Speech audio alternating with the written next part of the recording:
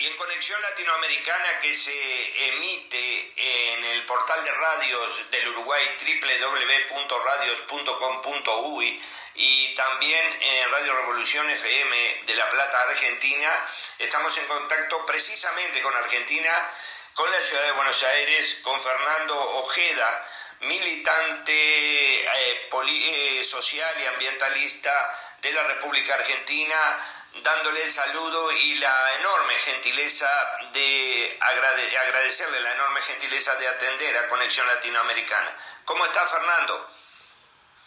Hola, ¿qué tal? ¿Cómo te va? Sí, todo bien.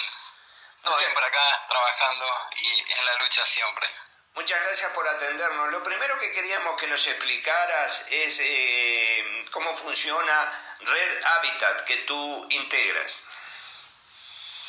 Hola, sí, como no, sí, la red es un conjunto de organizaciones sociales acá de Argentina, en principio porque nace en Flaxo, en la Facultad Latinoamericana acá en Buenos Aires.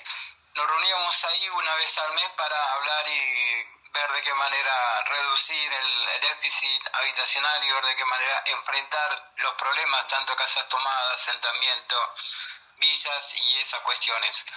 A partir de ahí, hace unos 20 años, después la red comienza en ese ámbito se dice que una de las cuestiones que había que hacer es salir a los lugares del problema y no solo reunirnos en Flaxo. Entonces empezamos a recorrer la ciudad de Buenos Aires el conurbano y después Argentina. Empezamos haciendo eventos, charlas y seminarios por todo el país. Después se suman organizaciones de Uruguay, de Brasil, de Chile, y comenzamos a hacer eventos y seminarios por toda América Latina. Ese es un poco loco de cómo nace y cómo se desarrolla la red, de la cual coordino desde hace unos 20 años la Red Hábitat Argentina.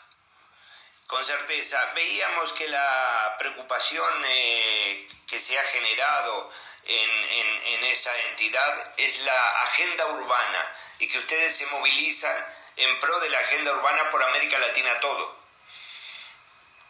Sí, estuvimos con Elkin es el que maneja la ONU en Río de Janeiro, hicimos unas reuniones, hicimos charlas tanto con ellos como los distintos institutos que trabajan Hábitat, y el problema sí es asfixiante en la región, en todos los países, y en ámbitos como que tiene que ver el Parlatino o el Parlasur, en sus agendas no es una prioridad. El 30% en América Latina no vive adecuadamente o vive con muchas dificultades, y no es una agenda, digamos, de estos organismos internacionales. Eso es una disputa como para cómo hacer que interesen estos problemas. Y siempre sacan algunos comunicados o cosas que no tienen que ver con la realidad. Si hoy vos podés ver en los títulos de los diarios, decir, Estado ausente, dicen, cuando van a trabajar en temas de pobreza y desalojo. Cuando vas a un desalojo tenés policía, ejército, ambulancias, hospitales, jueces. Está el Estado completo, o sea, en reemplazo de decir el Estado represor te ponen el Estado ausente. Una manera de adornar que, digamos, con títulos, el Estado ausente, el Estado benefactor, todo cuestiones que no existen, y la pobreza avanza en América Latina, digamos, a pasos agigantados. Claro, ustedes hallaron en esa reunión con la Oficina Regional para América Latina y el Caribe de las Naciones Unidas en Brasil algún tipo de respuesta a vuestras inquietudes o algún tipo de planificación para avanzar en esos temas. Bueno, esa es la agenda urbana. Lo que pasa es que la agenda urbana que se hace en Quito, donde participaron como 140 países de todo el mundo, de donde hacen un informe que es muy bueno, muy lindo. Lo que pasa es que después los países no la aplican. Es decir, te encontrás, vos podés hacer en Montevideo un relevamiento, en Santiago de Chile, acá en la ciudad de Buenos Aires, y acá en Buenos Aires te encontrás con 140.000 propiedades vacías, y muchas de ellas tapiadas, visibles, o sea, la casa no es que están escondidas, digamos. Y a nivel país, Argentina tiene más de 2 millones de propiedades vacías. A eso después se suma con otra cosa que también me parece importante, que tiene que ver con la cuestión ambiental y el cambio climático, la reducción de gases. A mí me parece perfecto y acompañamos toda esa lucha, pero eso no va a mejorar la calidad de vida de estas personas, digamos. Y tenés asentamiento, por ejemplo, como en Uruguay, el Barrio Unido, que hace como 50 años que están, lo deterioran la vida, pasan 2 o 3 generaciones, y a lo mejor este gobierno u otro que aparece dice, bueno, le vamos a entregar la tierra, pero mientras tanto digamos, sin educación, sin colegio, es muy difícil. Lo mismo pasa en Barrio Miguelito en Panamá, donde te recomiendan que no entre directamente, pero bueno, eso es, digamos, está minado de esas situaciones en América Latina. Parlatino y Parlasur, en estos contactos que ustedes mantuvieron, ¿ellos tienen algún tipo de políticas, algo para obligar a los países o por lo menos encomendarle a los países que solucionen esta temática? Tienen los instrumentos y tienen las cuestiones como para hacerlo. Lo que pasa es que eso es lo que criticamos que no se hacen. En el Palatino la discusión fue por qué no tienen una comisión específica de hábitat o vivienda o como quieran llamarlo, pero no hay. Y cuando les decimos vamos a trabajar el tema hábitat, dicen, mira, el tema hábitat está en el punto 20 de ambiente y nos vamos a hacer cargo cuando hay catástrofes, terremotos, incendios, inundaciones. Pero América Latina no está expuesto, puede estar expuesto a eso, pero sin que haya, digamos, una catástrofe, la gente está viviendo muy mal. Y la otra cuestión que ahí se discutió mucho es el tema de la exclusión. ¿De qué exclusión me está hablando? Si, digamos, la población originaria acá en Argentina, en Paraguay, nunca estuvo incluido en nada, si no tuvo salario, no tuvo ingresos, no tuvo vacaciones, no tiene nada, asistencia médica, ¿y en qué momento estuvo incluido? Nunca, hay un 30% más o menos que nunca estuvo incluido nada, no se puede hablar de la exclusión. Primero explicarle cuándo estuvo incluido en todo caso y después hablarle de la exclusión. Con certeza, es una exclusión histórica, ya que bien. Más, ustedes hablan a veces de agenda urbana y de las grandes ciudades impenetrables, más también en las pequeñas ciudades de toda Latinoamérica se está dando un déficit habitacional impresionante, ¿no? Sí, porque la cuestión en realidad pasa por hacer todo lo mismo. Quiere que cueste un 2 ambiente acá en Buenos Aires, en Palermo, lo mismo que en Jujuy o en Río Negro, que el tema de equiparar los precios, pero lo que pasa es que los ingresos no están equiparados y no todos tienen, digamos, trabajo. Es muy difícil equiparar. Entonces esto hace a que el alquiler sea difícil, digamos. Tener acceso a una casa es difícil.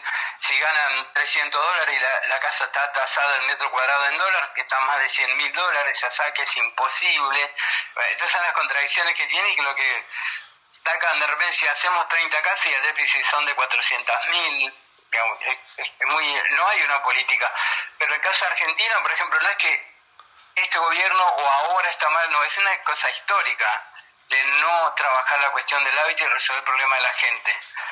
Si vos hablas de educación, yo no te puedo decir que el Estado está ausente o que no quiere hacer nada. No, educación tenés por todos lados, escuelita tenés por todos lados, apoyo escolar tenés por todos lados, en cualquier parte, en cualquier pueblo. Salud pasa lo mismo, hay hospitales, hay de todo, tenés centro médico. Ahora vivienda no tenés nada, la chapa al mercado, la tierra al mercado, la puerta al mercado, lo que quieras, vivienda está en el mercado. Claro, ahí volvemos a lo histórico del problema. En Panamá, en Río de Janeiro, encontraron las mismas dificultades. Sí, el tema está, por ejemplo, que Elkin, que es el que maneja la ONU en Río de Janeiro, y la voluntad está, el tema son que los estados después lo aplican. Es muy bueno, él se preocupa, anda por los distintos países, pero vos de las políticas que se llevan adelante no tienen que ver. Ahí en Montevideo hubo una experiencia, están haciendo ahora, que nos pareció interesante, después vamos a visitar al gobierno local, al municipio de Montevideo, con las casas tapiadas que están queriendo reciclar o dar algún fin, digamos. Eso sería interesante. ¿Ustedes tienen algún tipo de contacto con movimientos que ocupan viviendas desocupadas a nivel de América Latina? Así con ocupantes como promover o como estar o como defensores no, pero sí en los eventos y en seminarios y charlas siempre nos cruzamos y siempre estamos, pero sí no se lo ve como una alternativa. Porque la otra que pasa, el mercado es muy interesante cómo maneja, porque te dicen que ellos están en contra de la propiedad privada. Cuando vos entras en un asentamiento, la pobre familia lo primero que te pide es un título de propiedad, digamos, es impresionante eso. Claro. Bueno, ya en el final de este contacto con Conexión Latinoamericana, que como te decíamos, se emite en el portal de radios www.radio.com.uy y en Revolución FM de La Plata, Argentina, te queríamos agradecer muchísimo y hacerte la última pregunta. Agencia de Noticias para las Américas, SOCINCE, explícanos cómo funciona. Sí, no, en realidad nosotros nacimos en 1989, generamos un emprendimiento social que se llamó El Seibo y que trabaja la cuestión de reciclado en la ciudad de Buenos Aires, que tiene un programa muy espectacular con más de 300 familias trabajando. Después nace la red Hábitat y nace la red Ambiente. En ese conjunto de cosas, de estos 40 años de laburo, en los últimos 10 años empezamos a trabajar como agencia de noticias para volcar en ese ámbito todo lo que pasó y todos los eventos y seminarios que hicimos todo en América Latina.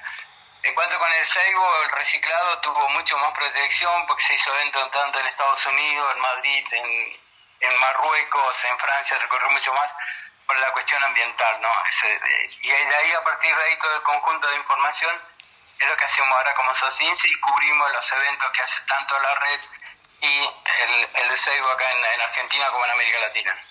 Excelente, y es una cobertura excelente realmente. Fue por donde Conexión Latinoamericana llegó a todas estas informaciones, a todo este material de primera mano. Fernando Ojeda, desde Buenos Aires, Conexión Latinoamericana que se genera en Brasil y Uruguay, te agradece enormemente haber participado en nuestro programa con estas importantes aclaraciones para América Latina.